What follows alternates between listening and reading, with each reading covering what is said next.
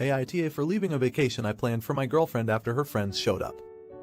My girlfriend, Sarah, female, 29, and I, male, 28, have been dating for 5 years, and I wanted to go on a vacation with her to celebrate. I planned the trip for several months. Of course, I shared my plans with her and decided on skiing, snowboarding, other winter activities and co. The activities seemed perfect, and I was looking forward to this for months because I wanted to propose to her at the end of the trip. 5 days before the trip, Sarah dropped the ball on me that she invited 2 of her friends to meet her there. I was upset because I wanted to spend one-to-one time with Sarah for our anniversary. I feel like it was plain and clear that this was a trip for just us. Even though I expressed my concerns, Sarah insisted that her friends already made plans to come and won't back out. I decided to accept this because there was no way for me to force her friends to not come. I wish I fought more on this. I figured we could make some changes to our plans, and I would still be able to propose to her privately. Sarah essentially blew me off for her friends and we didn't get any private time. After 3 days of being in second place, I decided to leave the trip and head home. I told Sarah why I was leaving, and she was upset. She told her friends about my decision, and I was ganged up on. They said we were all having a great time. She thinks I'm being a jerk for making her pick between her friends and me, even though her friends weren't invited in the first place. I never had personal issues with her friends prior to this trip. I never made Sarah pick between me or her friends because everyone needs friends outside of a relationship. I'm at home now and thinking about everything. I have a day to myself before Sarah comes home, so at least I get to relax a bit. Sarah and her friends think I'm overreacting and think I ruined the trip. I think Sarah was disrespectful and rude to me by ruining the purpose of this trip and having her friends gang up on me. Am I the idiot for leaving a vacation I planned for my GF after her friends came along? Edit. This was a planned anniversary, romantic trip. I was clear that we have plans for just the 2 of us. We've been on other anniversary trips together without her friends there. We did discuss marriage beforehand, so it's not like a proposal wouldn't be out of the blue. Minor update. My friends are here at the house and they have been running potential interference, just in case her friends try to bombard and harass me. They've been great and I'm so glad to have them. Minor update number 2. None of Sarah's friends came by the house or harassed me last night, which is good. Sarah hasn't come home yet. I figured out what I want to say and have it written out. Update. I decided that I wanted to end this entire relationship. I packed my important belongings like my passport and clothes, and arranged with my best friend to crash at his apartment until I can find my own. Usually when small issues happen in a relationship, it ties into a bigger issue of that relationship.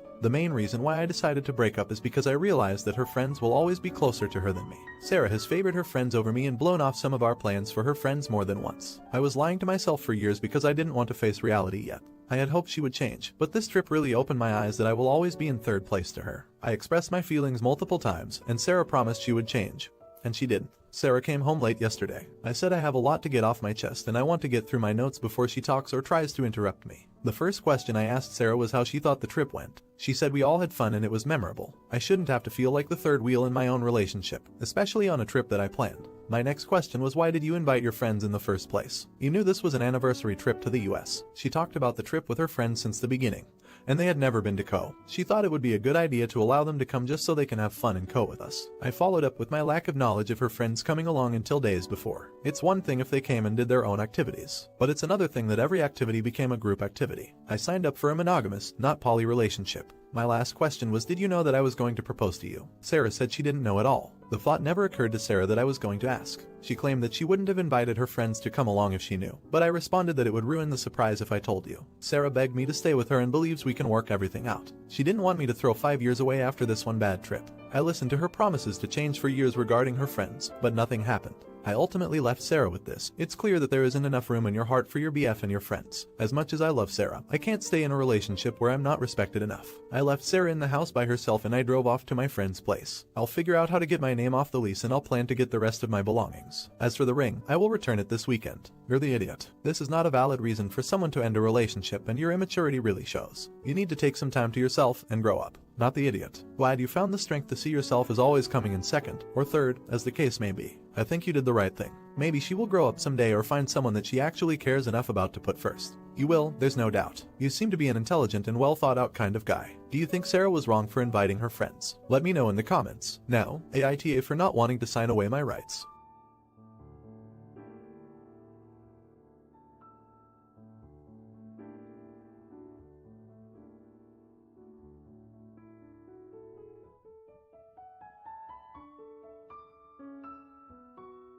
Look, I know this is my choice, and I have a right to say no, but right now it feels like the rest of the world doesn't agree. Honestly, I, male, 26, didn't know this woman that well when we first met through a dating site. She was 35 and according to her profile was single, never told me she was married. We went out on a few dates for 4 months until she told me she wasn't interested anymore. I later found out it was because her husband was getting suspicious and she needed to cut her losses. But a few months later she contacted me again and told me she was pregnant.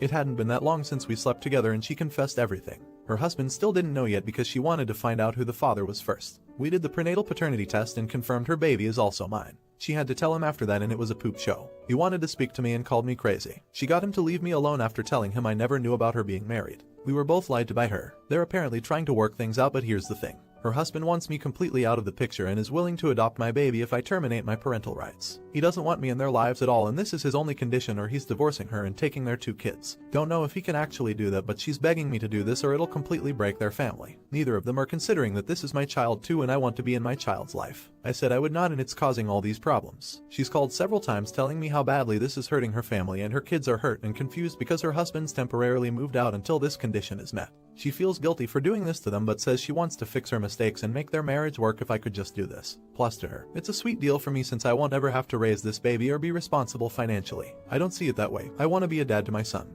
But it feels like what I want is hurting everyone else, like her kids. My close friends who know all this get I want to do right by my kid. But feel I should walk away from this messy situation as it'll always be a part of my life if I choose to be involved and it's possible if her husband is willing to adopt my son after birth. He'll have a good life. Nobody else in my life thinks me being in my son's life is a good idea and I don't know if it really is such a bad thing. She's due in 2 months and I don't know what to do. Am I the idiot? Update. It's been a while since I posted this and a lot has happened since then. And by a lot I mean I finally became a dad. My son is healthy and beautiful, the most beautiful baby I've ever seen. One of the best things to ever happen to me honestly, despite the drama. Thank you everyone who was helpful and encouraging in this situation. It felt good to know even with what everyone else was saying. I had a right to say no to my ex's demands and I'm not the one at fault for what happened. Several of you had suggested I talk to her about switching it around so that I could ask about getting full custody instead of being cut out if her husband had such a problem with me being around. Was a great idea and I feel pretty stupid for not thinking about it myself. So here's what happened. I decided to try again and contact her husband because throughout this whole time he was refusing to speak to me. But I just wanted to see if I could get through to him as a last resort. He agreed for us to talk and I was shocked to find out he'd actually changed his mind about accepting the baby 2 months ago, before I made the post. Originally, he did have the condition that he'd only take her back and adopt my son if I wasn't in the picture, but decided he didn't want to raise another man's baby. So she lied to me about him still having this condition and this was just her attempt to try to fix everything even though he was planning on going through with the divorce. He was pretty mad about what she was doing too, so he was kind of on my side about it. Did get a lawyer involved and had another talk with her as well after he spoke to her pretty much saying he'd never take her back no matter what she did at this point. That got her to see trying to keep me out wasn't going to do anything. I brought up the full custody thing to see if that was something she wanted and she agreed. To her there was no point in having my son full-time with this whole divorce going on and she doesn't even have her own place. He moved back into their house with kids and she ended up leaving. Going through with my attorney, I was able to establish paternity after my son was born so that I'd be legally recognized as his father instead of her STBX. As of right now, he's with me full-time but she still comes by to visit. Her life is a total mess right now with the divorce and she's still pretty bitter towards me about it. It's not perfect but I'm just so happy having my son in my life. Holding him for the first time, it made all the struggles worth it. It's definitely overwhelming doing it mostly on my own. But I don't regret how things played out. So thanks for the support and advice. It really helped make a difference when I couldn't see a way out of this without feeling like I was doing something wrong. Not the idiot. Congratulations, Dad. Raising a child is everything. It will take you to every end of the emotional spectrum and everywhere in between and it will still be something you wouldn't trade for the world. Stay strong. And remember that our strengths come from when we feel our weakest.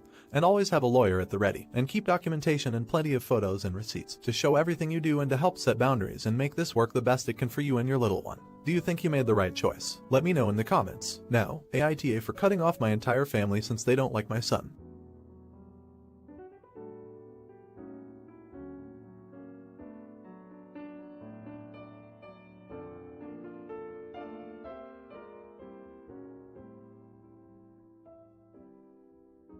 I, female, 25, have a 6-month-old son. His father is deceased. His father's family don't want anything to do with him and my own family, minus my dad, have told me that they don't want anything to do with him either. I've read and heard enough to know that I shouldn't expect anyone to help me and that my kid is my own responsibility, so that's how I've been dealing with everything. I work from home so I don't really need a babysitter for work or anything either. I'm okay to be edge. I'm still dealing with grief and I'm kind of lonely, but every time I talk to anyone they always remind me that they don't want to deal with the baby. For example, I sent my sister a funny post and before reacting to the post she sent me a warning text saying that this doesn't mean she'll babysit. I didn't even mention my son. Everyone does this to me, my mother, sisters, friends. They also act like I made a mistake for not terminating after my BF passed, so yeah, I'd rather be lonely. We have a family group chat and although I don't bother texting there after my sisters told me not to send any pics of my son because nobody cares except me, I do read their conversations to feel something idiotic. Well, like how they didn't realize I was in the group chat because you know family group chat, but they were talking about how they have a surprise party planned for my birthday. And I lost it. I burst into tears and immediately called my sister who was with the rest of the family. I asked them what they were trying to accomplish after making me feel like poop for almost a year. She told me to stop being dramatic, but I just kept going. I asked her and the rest of my family why they thought that I'd appreciate the party after months of them not talking to me or my baby. My mom told me that she just wanted me to realize how difficult being a single mother is, but I told her to shut up. I then told them all to leave me the frick alone and don't bother with the surprise party. One sister called me a witch and the others laughed at me, saying that I'm being hysterical and overly dramatic, and they definitely weren't doing the party now, or at least until I apologized. I don't want to apologize though. I don't think I'm the idiot, but my sisters and mother say that I'm overreacting and that this is exactly why I don't have any friends. They say I'm the awe. My dad found out about everything and came over last night and told me to ignore everyone, but I can't stop thinking about this. Am I the idiot? Edit. My BF's family is very religious and don't like the fact that I had a baby out of wedlock. My two sisters are in their mid-late 30s and don't have children for whatever reason. They were supportive when my BF, no I didn't steal him from anyone, was alive, but did make a few off comments about how fertile, young I am and how they're not, etc, etc. I don't know why they switched up, and that's also why I lost it. My parents are divorced and my father is not in the group chat. It's my sisters, mother and stepfather. I'm sorry, I should have made this clear. Wow, I have never felt so supported and loved in a very long time. I wasn't even going to post anything, but I'm so happy I did. I don't know how to explain just how big of an impact everyone's comments and DMS had on me. It was so lovely. Thank you so much for all the offers of friendship and more. So as of a few weeks ago, I moved in with my father. Being alone with my son had me going crazy. The loneliness was literally killing me. I needed help and I am no longer ashamed to admit it. My dad made the offer. I work Monday to Friday and have the weekends off, and well, I've been following everyone's advice and signed up for a mommy and me thing nearby. It was nerve-wracking, but so many moms were so friendly and came up to me themselves. I got 3 numbers and they're all inviting me to a dinner party. They're really sweet despite being at least 5 years older than me. They've sort of adopted me, lol. Their words, not mine. I'm also going for walks after work. My dad and son come along sometimes. Me and my dad also cook together and we make some pretty neat stuff for his girlfriend, who has also been really kind. As for my mother and sisters, I still don't know why they dislike me and my baby so much. But I took that step and left the group chat. This might sound ridiculous, but it was really hard. I even shed a tear. But I did it. They haven't spoken to me since. I contacted my in-laws one last time. But his parents said they were willing to meet. They won't try and take him from me, but my dad got me a lawyer just in case. I'm meeting them this weekend, and depending on how it goes, I will let them see my son eventually. Finally, I saw a doctor and I've been diagnosed with PPD. I'm currently seeing a therapist that was recommended to me and have started a treatment plan. My son, father and his GF have been my biggest supporters in him trying to be better for me, but them as well. I've also been missing my fiance a lot these days, but his memory is kind of calming. It hasn't been very long, but I'm already seeing improvements in my life. It's crazy how making my original post kickstarted this change. Thank you so very much for everything. Edit. Thank you so much for all the nice comments and messages. I'm trying to read them all, but there's too many and I cannot keep up, haha. I've shed a few tears as well. The meeting with my in-laws went well and my fiance's mother cried a lot and said she was so sorry. I didn't give too many details, but I did show them pictures of my son. They still won't be meeting him till a lot later and without me, but it's progress. Also, I call my fiance my BF and fiance because, well, he passed away a week before proposing to me. I found the ring and his friends told me. So although he was never officially my fiance, it's just comforting. And I call my in-laws because it helps with the word count. But yeah, thanks again. Not the idiot. I am so proud of you. You are doing amazingly well. Your dad is a rock star. Now, make sure to bring your dad with you when you meet up with them and record the encounter. There is something fishy going on. I don't trust them not to completely try to screw you over. If it was me, I really would not want to meet them after all of this. They can crawl back under whatever rock they have been living under. Be careful, please. Think it over carefully before you allow them into your life. You are finally getting it back together. You don't need them messing you back up.